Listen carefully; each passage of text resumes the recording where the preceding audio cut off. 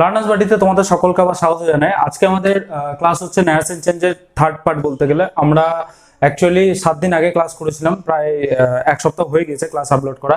তো তারপর একটু দেরি হয়ে গেল, একটু মাইকের জন্য অর্ডার দিয়ে তারপর অন্য কিছু সেটআপের জন্য একটু দেরি হয়ে গেল। বাট হ্যাঁ, এবার ওয়ান অল্টারনেটিভ ডেতে বা যেমন আগে ভিডিও আসছিল তেমন কিন্তু ভিডিও পুরো আসবে, পুরো ইংলিশ গ্রামার পুরো ফ্রিতে দেবো। তো এখানে আমাদের ন্যারেশনের যে থার্ড পার্ট, দেখো লাস্ট ক্লাস আমাদের যেটা হয়েছিল সেটা হচ্ছে সেকেন্ড পার্ট, মানে হচ্ছে বেসিকের পুরো ফাইনাল যে বেসিক যে ক্লাস ন্যারেশনের হয় সেই বেসিক ক্লাসের পুরোপুরি ফাইনাল পার্ট ছিল কিন্তু আগের ক্লাসটা। তো যারা ন্যারেশনের এটা ফার্স্ট ক্লাস হিসেবে দেখছো তাদেরকে আমার রিকোয়েস্ট যে তারা ডেসক্রিপশন চেক করো, ন্যারেশনের পার্ট 1 এবং ন্যারেশনের পার্ট 2 দুটো ক্লাস পাবে, সেই দুটো ক্লাস দেখো, কারণ সেই দুটো ক্লাস দেখলে বুঝতে পারবে অ্যাকচুয়ালি ন্যারেশনটা হয় কি করে, তোমাদের বুঝতে সুবিধা হবে। তারপর আজকের ক্লাস এসো, আজকের এটা পার্ট 3 ক্লাস। তো আজকের যে ক্লাস এটা হচ্ছে আমাদের, আমি বলেছিলাম যে নানা রকম যে সেন্টেন্স আমরা বলি, যে একজন অন্যজনকে যে সেন্টেন্স বলে এইভাবে ন্যারেশন হয়, ওগুলো পার্ট 1 পার্ট 2 তো দেখো। তো নানা রকম আমরা যে সেন্টেন্স গুলো বলি, সেই সেন্টেন্স গুলো ইনডাইরেক্টলি যখন আমি বলবো, মানে ডাইরেক্ট থেকে ইনডাইরেক্ট করব, ডাইরেক্ট স্পিচ থেকে ইনডাইরেক্ট স্পিচ, তার জন্য ন্যারেশন ব্যবহৃত হয়। তো নানা রকম যে সেন্টেন্স বলা, তার মানে হচ্ছে দেখো সেন্টেন্সের অনেক রকম ভাগ আছে।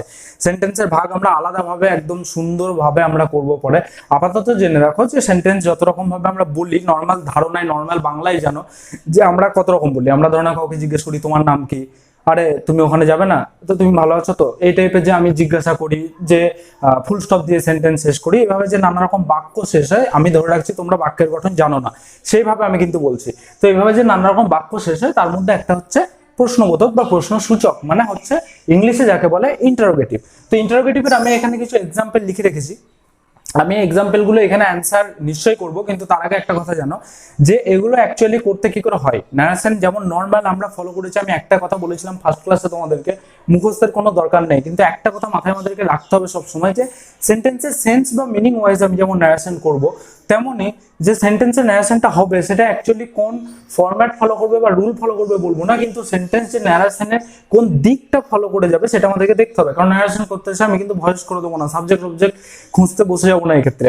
তো দেখো ন্যারেশনের এক্ষেত্রে যে সেন্টেন্স গুলো আছে, তো এগুলো যে ইন্টারোগেটিভ সেন্টেন্স, এগুলো তোমরা খুব সহজেই বুঝতে পারছো। কি দেখে বুঝতে পারছো? এখানে প্রত্যেকটা 1 2 3 4 5 পাঁচটা যে সেন্টেন্স রেখেছি, পাঁচটা সেন্টেন্সই যে ইন্টারোগেটিভ, সেটা তোমরা নিশ্চয়ই দেখে বুঝতে পারছো। এই যে কোয়েশ্চেন মার্ক বা জিজ্ঞাসা চিহ্ন, এটাকেই বলে কিন্তু ইন্টারোগেটিভ। কেমন? Interrogative sentence. তো এই যে কোয়েশ্চেন মার্ক দেখে তোমরা যখন বুঝতে পারলে এগুলো ইন্টারোগেটিভ সেন্টেন্স এবং এগুলো কি করে ন্যারেশন চেঞ্জ করবে সেটা তোমাদেরকে বললি, তোমরা 2-3টে কথা মাথায় রেখে দিও ইন্টারোগেটিভে করার ক্ষেত্রে। মাথাতে রাখলে পরীক্ষা হলে খুব তাড়াতাড়ি আসবে, আর যদি মাথায় না রাখো তাও করতে পারবে। সেইভাবে আমি উপায় একটা বলে দিচ্ছি, এর জন্য ক্লাসটা পুরো দেখতে থাকো। দেখো প্রথম হচ্ছে যে জিজ্ঞাসা চিহ্ন যখন হবে ডাইরেক্ট স্পিচে যখন জিজ্ঞাসা চিহ্ন হবে, তুমি যখন ইনডাইরেক্ট করবে, এগুলো রুল বা ওয়ে যা বলবে সেইগুলো কি হবে, যখন ইনডাইরেক্ট স্পিচে যখন আসবে সেক্ষেত্রে সেন্টেন্সটা কি হবে, সেন্টেন্সটা ফুল স্টপ দিয়ে কিন্তু শেষ হবে, মানে সেন্টেন্সটা ফুল স্টপে শেষ হবে, সেন্টেন্সের শেষে আর কোনো জিজ্ঞাসা চিহ্ন কিন্তু থাকবে না। এই কথাটা মাথায় রেখো যে আমাদের যে সেন্টেন্সটা আসবে সেটা একটা স্টেটমেন্টে কিন্তু পরিণত হবে জিজ্ঞাসা চিহ্ন থেকে। এবার একটা কথা দেখো, কেন আমি বললাম যে জিজ্ঞাসা চিহ্ন থেকে স্টেটমেন্টে পরিবর্তিত হবে।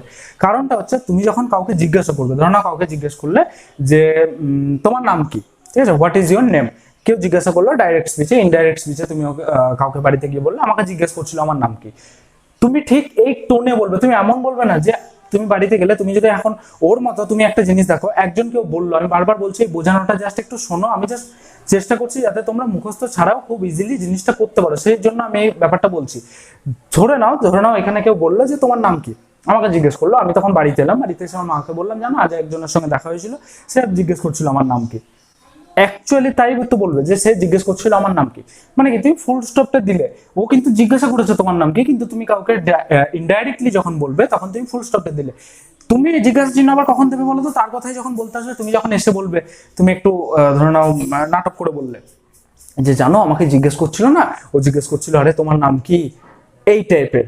যখন তুমি একটু নাটক করে বললে, যখন তার ডাইরেক্ট স্পিচটা ডাইরেক্টলি তুমি প্রেজেন্ট করতে চাইলে কারো কাছে, সে যেভাবে বলেছে সেইভাবে, সেটা তখন ডাইরেক্ট স্পিচই থাকছে। বাট আমি ডাইরেক্টটাকে যখন ইনডাইরেক্টলি বলছি, তখন তুমি দেখো কোশ্চেন মার্কের কিন্তু কোনো সিনের ক্ষেত্রে থাকছে না। তার মানে কি, সে ইনডাইরেক্টলি কি হবে, ফুল স্টপ দিয়ে কিন্তু সেন্টেন্সটা শেষ হবে। আর একটা কথা মাথায় রেখো, এই যে তোমরা দেখতে পাচ্ছ যে what is your name, what is your name একটা WH ওয়ার্ড আমরা ইউজ করেছি।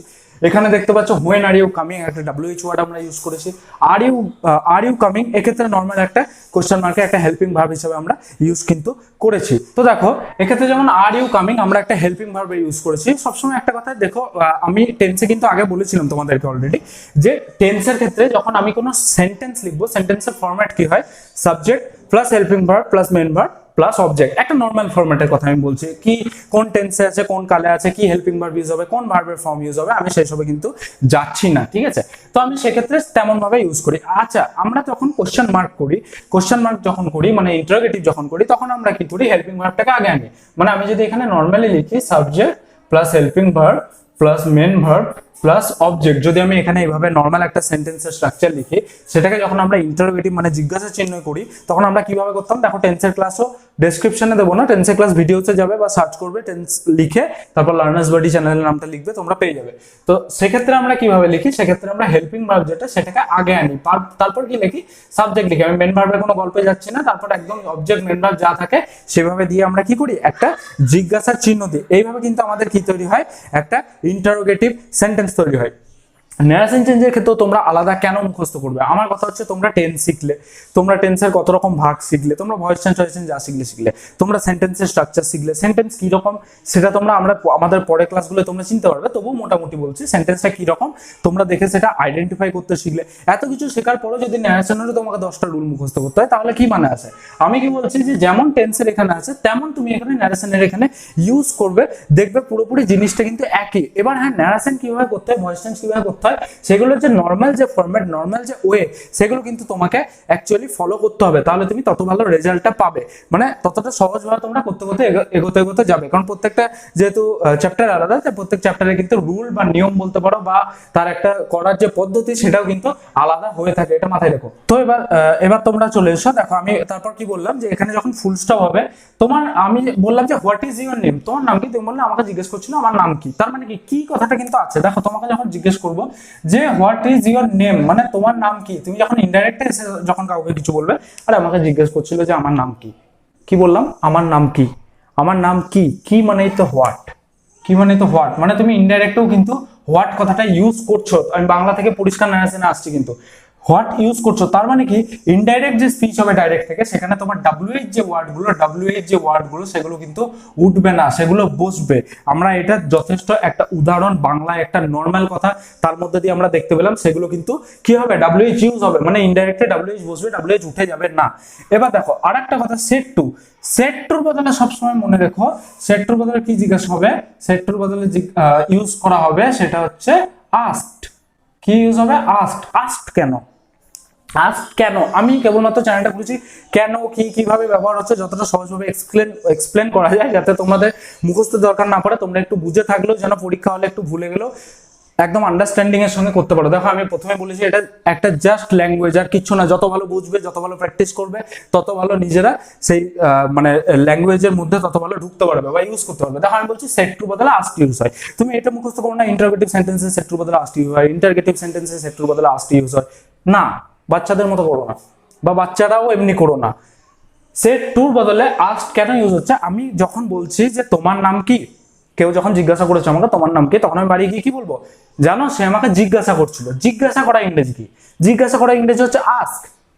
জিজ্ঞাসা করছিল মানে পাস্টে, আস্কের পাস্ট ফর্ম কি, আস্কড।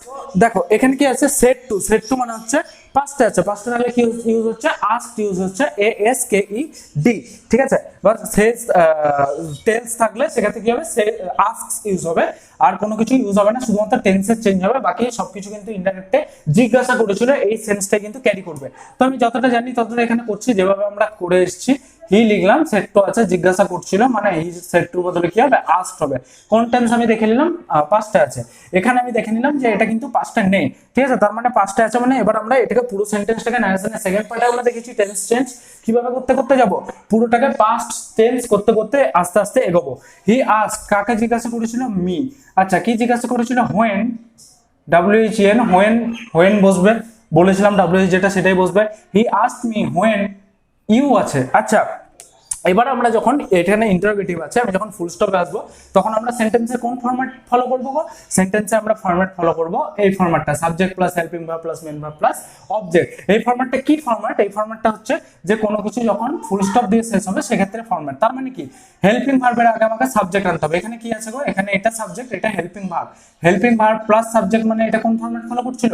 টেন্সে class wise interrogative format follow করছিল। কিন্তু আমি এখানে কি আসছি, এখানে আমাকে সাবজেক্ট প্লাস হেল্পিং ভার্ব আনতে হবে, যেহেতু আমরা জানি ন্যারেশনে সেন্টেন্স শেষ হবে বা এন্ড হবে ফুল স্টপ দিয়ে। তো আমরা এখানে কি ফলো করব? হোয়েন আছে, সাবজেক্ট ইউ আছে। ইউ থাকলে কি হবে? হি আস্কড মি। ইউ কোন পারসন? Second person. কি করে চেঞ্জ করতে হয়? এস ও এন শিখিয়েছিলাম ফার্স্ট ক্লাসে। ও হলে অবজেক্টের উপর ডিপেন্ড করবে। অবজেক্টটা কি? মি, মানে আমাকে জিজ্ঞেস করেছিল। মি অবজেক্টিভ কেস আছে। When I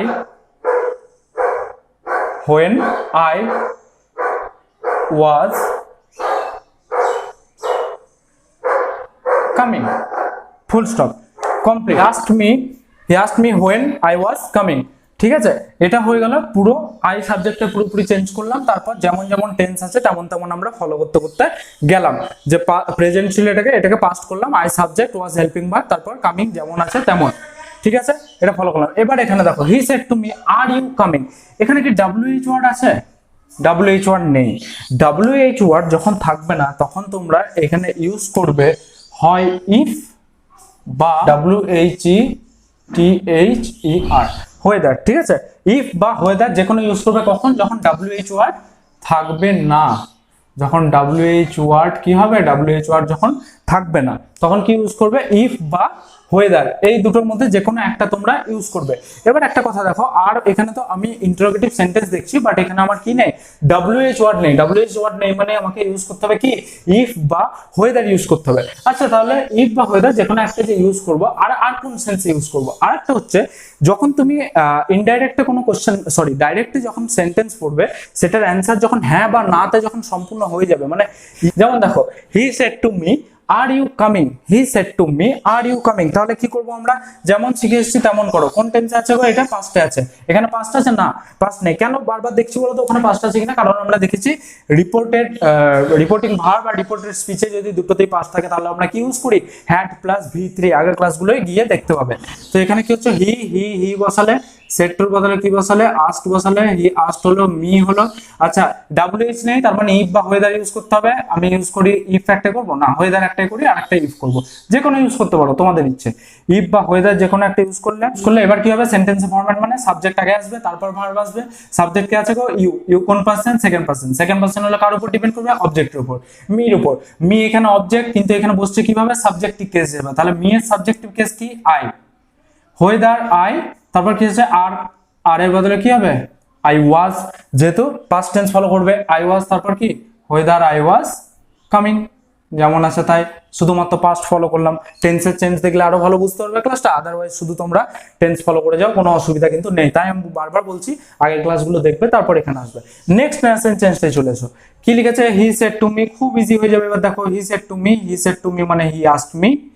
he asked me. কি করতে হবে? ডু আছে। ডু মানে কি? এখানে কি বলে এটাকে? WH ওয়ার্ড নেই। WH ওয়ার্ড নেই মানে ইফ বা ওয়েদার ইউজ করতে হবে। বা একটা জিনিস দেখো, ডু ইউ নো মি। তুমি কি আমাকে চেনো? তুমি বলতে পারবে অ্যানসারে হ্যাঁ চিনি বা না চিনি। যে কোনো একটা অ্যানসারে তোমরা কিন্তু খুব ইজিলি বলতে পারবে। তো তার জন্য সেক্ষেত্রে কি ইউজ হবে? ইফ বা weather. He asked me, if use করলাম, একটা ওয়েদার করেছি অলরেডি। ইফ, ইউটা কোন পার্সন? Second person. যেহেতু এখানে ফুল স্টপ দিয়ে শেষ হবে সেন্টেন্স, তার জন্য কি হবে? প্রথমে সাবজেক্ট আসবে। সেকেন্ড পার্সন হলো কার উপর? মির উপর। ইফ আই, তারপর কি? নো। প্রেজেন্ট আছে ইফ আই, তারপর কি? ভার্বের কোন ফর্ম? KNEW, sorry new. ভার্বের সেকেন্ড ফর্ম ইউজ হবে। যেহেতু এটা পাস্ট আছে, পাস্টে পাস্ট ফলো করতে করতে যাবে। নো এর পাস্ট ফর্ম কি? Know, knew, known. Knew second form যেটা। I knew me. মিটা কোন person? First person. First person হলে কার উপর ডিপেন্ড করবে? সাবজেক্টের উপর। সাবজেক্টের উপর সাবজেক্ট কি আছে? হি আছে। হি এর এখানে কি হিসাবে বসছে? আইটা সাবজেক্ট বসেছে, নিউটা ভার্ব বসেছে। এখানে কি হচ্ছে? অবজেক্ট হিসাবে বসছে। তাহলে হি এর অবজেক্টিভ কেস কি হবে? I knew. হি এর অবজেক্টিভ কেস হচ্ছে him. He asked me if I knew him. দেখতে পেলে তোমরা খুব ইজিলি ভাবে কিন্তু ইন্টারোগেটিভ সেন্টেন্সে ন্যারেশন চেঞ্জ গুলো হয়ে যাচ্ছে। এবার চলে এসো নেক্সট টাইপ। নেক্সট একটা কি আছে? She said to him. পরিষ্কার করে যাও, সব ইজি, প্রচন্ড ইজি। সেড টু হিম, আরে জিজ্ঞাসা চিহ্ন আছে মানে জিজ্ঞাসা করছিল। ঠিক আছে, আস্কড। সেড যেহেতু পাস্টে আছে তার জন্য কি ইউজ হলো? Asked, ED form. She asked him আচ্ছা WH আছে, হ্যাঁ WH ফর্ম আছে। হোয়াট আছে, দেখো হোয়াট, হোয়েন, হাউ, হোয়ার এগুলো সব কি WH ওয়ার্ড। তো হোয়াট আছে, হোয়াট তো WH ওয়ার্ড থাকলে কি বসে গো WH ওয়ার্ড, WH ওয়ার্ডই বসে। What are you doing now, আচ্ছা are you doing now subject কে আছে, যেহেতু সাবজেক্টটা এখানে আগে আনতে হবে, ফুল স্টপ আছে। সাবজেক্ট এটা সেকেন্ড পারসন, সেকেন্ড পারসন হলো কার উপর ডিপেন্ড করবে, অবজেক্টের উপর। হিম এখানে কি হিসাবে বসছে, সাবজেক্ট হিসাবে বসছে সেন্টেন্সে, তাহলে হিম তো অবজেক্টিভ কেস, অবজেক্টের সাবজেক্ট হিসাবে বসলে কি হবে, সাবজেক্ট হিসাবে বসলে হি, হোয়াট হি। তারপর আর ডুইং নাও কি হবে, আরটা পাস্ট শুরু হয়ে গেছে অলরেডি, পাস্ট শুরু হলে হোয়াট হি ওয়াজ ডুইং, ডুইংই বসবে past continuous, what he was doing. নামের বদলে কি বসে, নামের চেঞ্জ সেকেন্ড ক্লাসে দেখতে পাবে, হোয়াট হি ওয়াজ ডুইং দেন, নামের বদলে দেন ইউজ করা হয়। এবার এক্ষেত্রে চলে এসো যে ক্ষেত্রে he said to her madam can I help you, এইগুলো যখন থাকবে দেখো ইন্টারোগেটিভ প্লাসে যে ম্যাডাম আছে, হ্যাঁ ম্যাডাম, স্যার, এসব যখন ইউজ করা হবে কোন ইন্টারোগেটিভ সেন্টেন্সে, সেক্ষেত্রে তোমরা কি করবে, রেসপেক্টফুলি এই ওয়ার্ডটা ইউজ করবে। কি ইউজ করবে, রেসপেক্টফুলি মানে সম্মানের সঙ্গে জিজ্ঞাসা করেছে, ম্যাডাম বা স্যারদেরকে তো সম্মানই দেবে, তো সম্মানের সঙ্গে জিজ্ঞাসা করেছে। আবার যদি থাকে এখানে ধরে নাও ডিয়ার, ডার্লিং, ডার্লিং, তারপর কি মাই বিলাভড, এই টাইপের যদি থাকে সেক্ষেত্রে কি ইউজ করবে, লাভিংলি বা অ্যাফেকশনেটলি যা ইউজ করবে, LOVINGLY, লাভিংলি, কেমন LOVINGLY। এবার দেখো এক্ষেত্রে আরেকটা জিনিস তোমরা দেখতে পাচ্ছ, দুটো সেন্টেন্স আমি একসঙ্গে দিয়েছি, এটা কিন্তু একটাই, ঠিক আছে, এটা কিন্তু একটাই, দুটো sentence. He said to me madam can I help you, she said no, madam বললো না। দুটো সেন্টেন্সে ভেবে দেওয়া আছে, এগুলো কিভাবে ন্যারেশন করবে একটা জিনিস মাথায় রাখো, এগুলো ন্যারেশন করার জন্য ইজি, যেমন তুমি ইন্টারোগেটিভ ফলো করেছো তেমন তুমি ফলো করতে করতে যাও। আমি এখানে করছি, ঠিক আছে, পাশে করছি, এই দুটো সেন্টেন্সের একসঙ্গে কিন্তু, ঠিক আছে। হি সেড টু হার, তাহলে কি হচ্ছে, ম্যাডাম আছে, ম্যাডাম থাকলে কি হবে গো, ম্যাডাম থাকলে, ম্যাডাম বা স্যার থাকলে রেসপেক্টফুলি, তার মানে সেড টুর বদলে কি হয়, হি হলো, সেড টুর বদলে আস্কড, কাকে জিজ্ঞাসা করেছিল, ম্যাডামকে, কিসের সঙ্গে, সম্মানের সঙ্গে। He asked her respectfully, he asked her respectfully can I help you, কি হবে এখানে WH নেই মানে কি, if ইউজ করবে, if আইটা হচ্ছে সাবজেক্ট, কার উপর ডিপেন্ড করবে, হি এর উপর, হি হবে যেহেতু সাবজেক্ট হিসেবে বসছে। if হি কোন টেন্সে আছে, said, said মানে কোন টেন্সে, পাস্ট টেন্সে আছে, পাস্ট টেন্সে হলে এই ক্ষেত্রে কি হবে, if হি, ক্যানটা কি হবে, পাস্ট ফর্ম হবে, if he could help, ED হবে না নিশ্চয়ই, কুড অলরেডি, ক্যানের কুড হলো past form, help you, you কোন পার্সন, সেকেন্ড পার্সন মানে কার উপর ডিপেন্ড করবে, অবজেক্টের উপর, অবজেক্ট এখানে অবজেক্ট হিসেবে বসছে, তাহলে অবজেক্ট কি ছিল, হার ছিল, তার মানে এখানে হারই হবে, ইফ হি কুড হেল্প হার। এবার এটার কি করবে, এটা হচ্ছে সি সেড নো, এটা নরমালি হচ্ছে সি